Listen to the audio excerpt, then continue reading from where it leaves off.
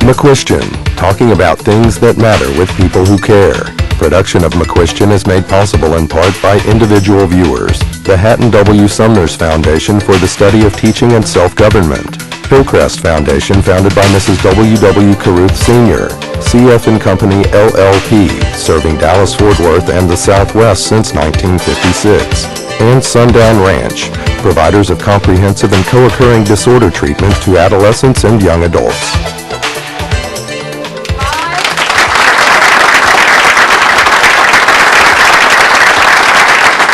Scuba divers have long benefited from having hyperbaric oxygen therapy if they should get into trouble.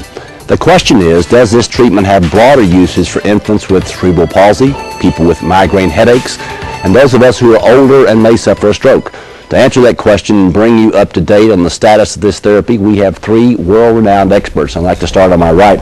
Dr. Sanchez is Chief of Hyperbaric Medicine in Hospital Angeles in Mexico City, Chief of Hyperbaric Medicine at the National Institute of Cancer, and Professor of Hyperbaric Medicine at the National University of Mexico. Welcome to Texas. Thank you. Thank you. Sitting next to you is Dr. James Toole, a distinguished professor of neurology, Director of the Stroke Research Center at Wake Forest University in Winston-Salem, North Carolina, I may point out. He has spent over 50 years as a neurologist, is the author of Cerebrovascular Disorders, and is world-renowned as he's a past president of the World Federation of Neurology and the International Stroke Society. And welcome to the program. Thank you. And finally, Dr. Paul Harch is Clinical Assistant Professor and Director of the LSU School of Medicine's Hyperbaric Medicine Department and Fellowship, and author of a book called The Oxygen Revolution. Welcome to the program as well. Thank you.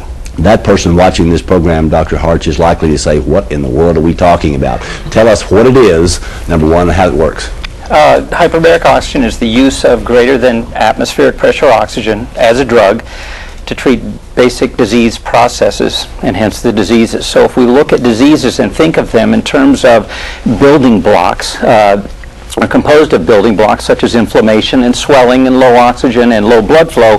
Hyperbaric oxygen treats those disease processes or counteracts them and hence treats the diseases.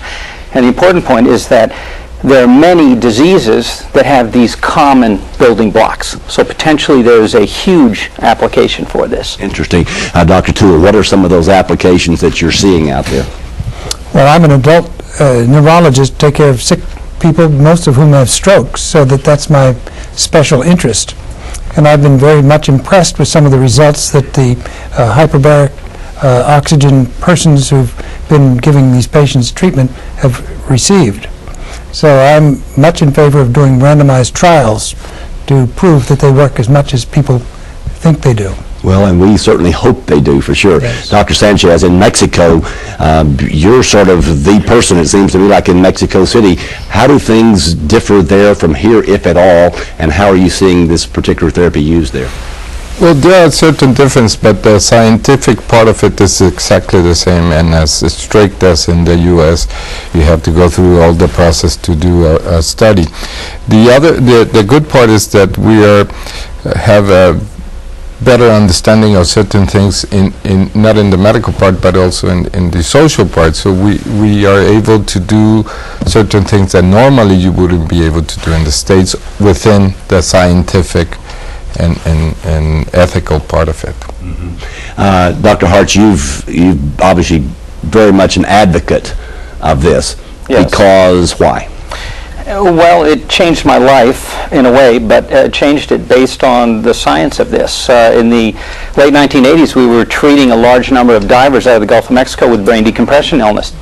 And what we found out was that by the time these guys get from the Gulf to our treatment center in New Orleans, which is 90 miles upstream from the Gulf of Mexico, we were no longer treating what the U.S. Navy's been treating for the better part of 50 years.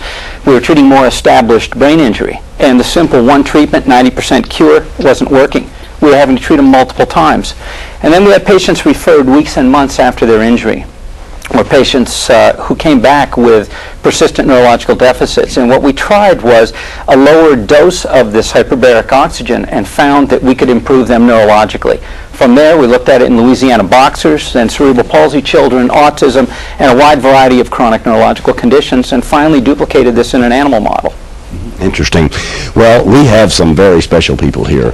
And Claudine, I'm going to kneel down there next to you with your family. And I'm going to ask you, first of all, to tell us who you are, who you have here with you, and then why you're here. Well, my name is Claudine Lanois, and 12 years ago I gave birth to identical twin boys who you see at either side of me, and they were born at 27 weeks gestation. And this, although we can save such tiny preemie babies today, it resulted in cerebral palsy, which is basically lack of oxygen at the time of birth. And both of them suffered brain injury to varying degrees and were later diagnosed with low vision and cerebral palsy, spastic diplegia for Matthew, meaning it affects his lower limbs, his legs, and Michelle's spastic quadriplegia, which means it affects his whole body. And on a quest, as most parents are that have children that are ill, I did come across hyperbaric oxygen therapy when they were about 3 years old. And then my quest led me to England initially for this treatment, where we managed to get Matthew actually walking and out of a wheelchair. And Michel, who had no use of his hands or arms at that time, nor did he speak, all of a sudden was able to sit up. He was able to feed himself, drink from a cup for the first time, and he began to speak. And today he speaks both English and French. I'm not sure, Michelle, that having someone who's almost a teenager speaking is a good thing, is it or not? I'm not sure what to say to that. I think you answered it very well, actually. All right, I'm going to hear some more from these guys and their brother over here, too. But first I want to run a video, and while we're running this video, I want you to tell us what we're seeing in this video. So if you're ready, you can run that video now.